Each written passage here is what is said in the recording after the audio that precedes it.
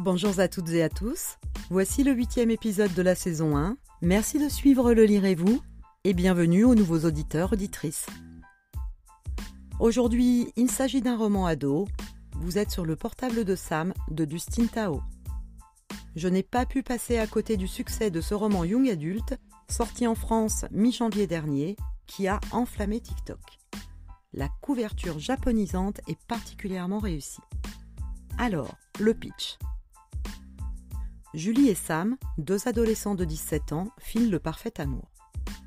Leur avenir est tout tracé. Après le lycée, ils comptent découvrir le Japon, pays natal de Sam, puis partir ensemble à l'université de Portland. Tout bascule le soir où Sam meurt dans un tragique accident de voiture, alors que les deux amoureux venaient de se disputer au téléphone.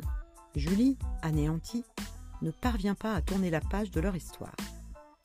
Désespérément désireuse d'entendre une dernière fois la voix de celui qu'elle aime, Julie appelle le portable de Sam, comptant sur le message du répondeur pour la réconforter. Mais c'est une voix vivante qui se fait entendre de l'autre côté du fil. Et cette voix n'est autre que celle de Sam. Que feriez-vous si la chance d'un véritable au revoir vous était accordée ? Très belle histoire, thème déjà exploité, certes, mais il s'agit là d'une approche différente de tout ce qui a pu être écrit auparavant. Alors, je n'ai pas pleuré, mais les émotions étaient là quand même. Ça reste un pur roman ado, mais j'ai aimé que soit traité le sujet du deuil, de la difficulté pour des jeunes adultes à y être confrontés et toute la spirale qui va avec. Et puis, la morale de cette histoire, c'est que chacun fait son deuil à sa façon. Pleurer toutes les larmes de son corps, s'enfermer chez soi et couper tout contact, ne montrer aucune émotion ou encore être transformé au point que plus personne ne nous reconnaît dans nos façons d'agir. Il nous dit qu'il ne faut porter aucun jugement sur chacun. On fait tous comme on peut dans ces moments-là et la vision extérieure ne représente pas forcément le déchirement personnel.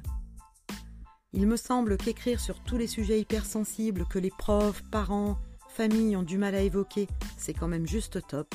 Ça peut permettre de ne pas culpabiliser sur ses propres réactions qui seraient mal interprétées par les autres. Ce roman va donc forcément parler à tous les ados et qu'ils y aient été confrontés ou pas, ils vont forcément accrocher. La lecture est fluide, l'écriture agréable, le message est beau et c'est un vrai page-turner.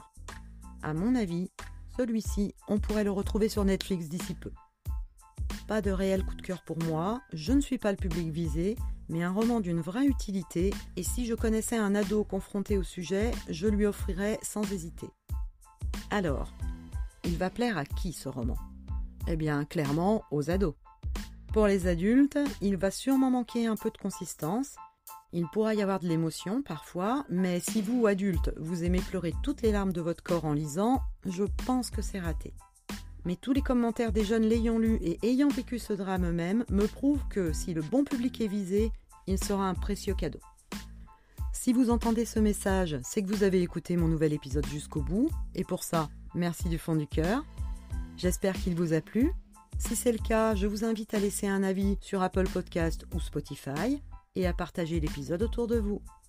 N'hésitez pas également à me dire quel style ou quel livre vous aimeriez que l'on aborde dans les prochains épisodes.